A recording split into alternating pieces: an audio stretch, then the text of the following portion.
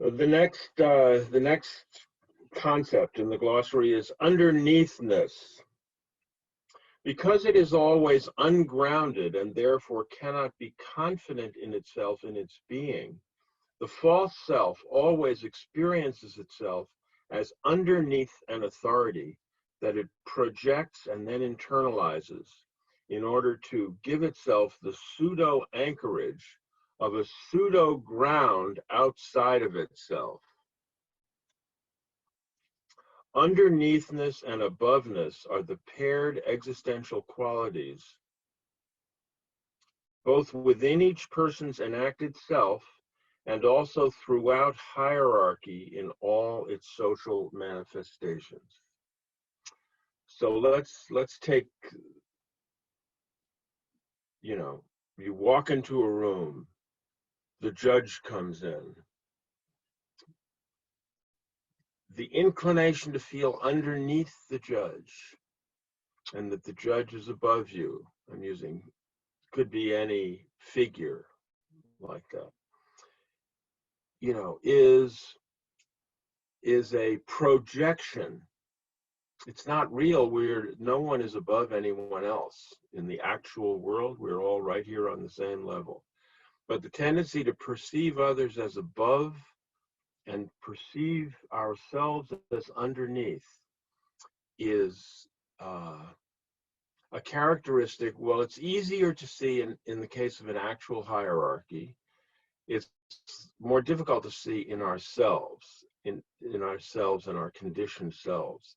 In an actual hierarchy, people behave as if others are above them and as if they are underneath others. And that reproduces the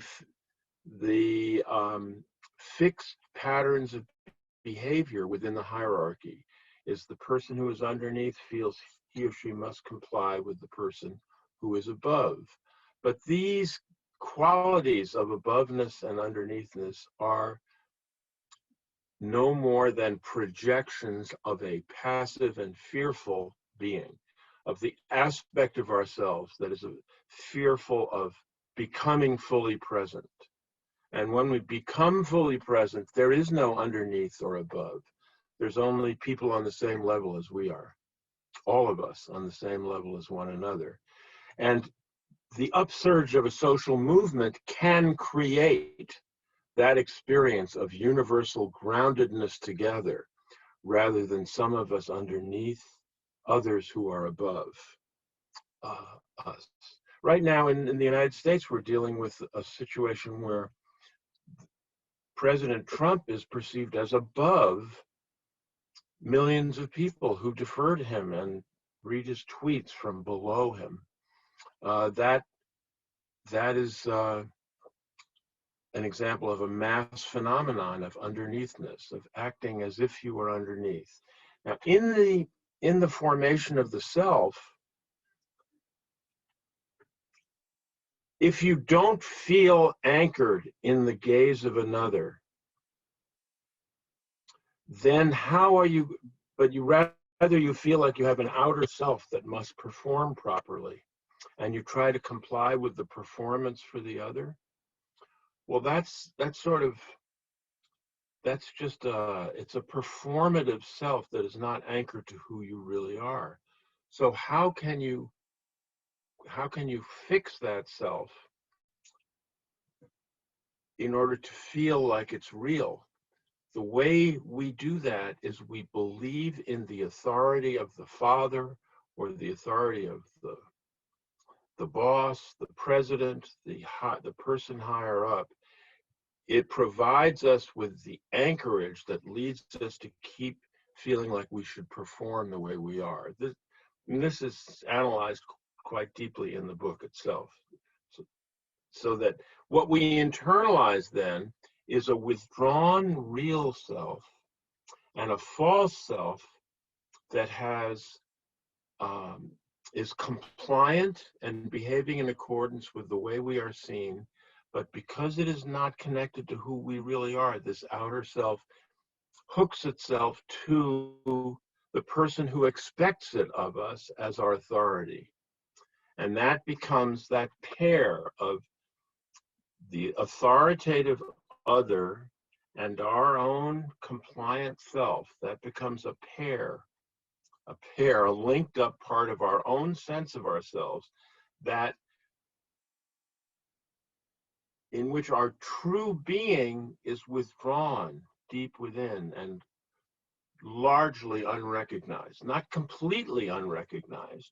So, you know, it's not like we're just schizophrenic or something. It's not that. It's largely unrecognized. So it might require some special occasion, like a social revolution or social transformation, where we rise up with others and suddenly can feel, oh, here I am. I feel real all of a sudden. I don't feel like I'm performing like a doll. I certainly felt that way when I was a young man. I mean, I was performing like crazy, trying to do well. And doing well for the other became who I was, but it wasn't actually me. It was the performative outer me that was complying with an authority I imagined to be above me that I felt I had to act in accordance with. And that gave me my ground. That's where I lived, in that imaginary space, which was a false self, given its anchorage by a projected authority, the authority of the whole society, the authority of my professors, the authority of my father, then the authority of my professors, then the authority of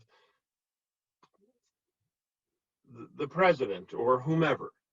And the rising up of the movement in response to that, eventually, the civil rights movement, the women's movement, the student movement, the anti-war movement, the environmental movement, the upsurge, all of a sudden I began to feel, oh, I exist. I feel my own palpable reality. I don't have to be like that. So, underneathness, overcoming underneathness, is a part of coming into yourself. No one is above anyone else, and no one is below anyone else. We're all right here together. Okay? What yes, and what about like a caste system or something like that? Is that related to other underneathness, or is that something entirely different? No, a caste system is an Like example in of it, because the caste system is imaginary. right, okay, The castes aren't real. They are right. constructions of hierarchical separation in which some are imagined to be above or below others. Mhm. That is a way of reproducing the alienation of the world. So the revolt against the caste system is the attempt to recover our common humanity as we really are, instead of locating ourselves in an ordering, a top-down ordering, in which some are projected to be above others. The people who are above may wear special robes and uniforms. People who are below may exist in a disgraced and pained, humiliated state on the margins of the society. But that is all patternings of alienated behavior that reproduces our separation. And if we can evolve to the point of recovering our mutual humanity, that will be the end of such castes, Mm. such modes of separation.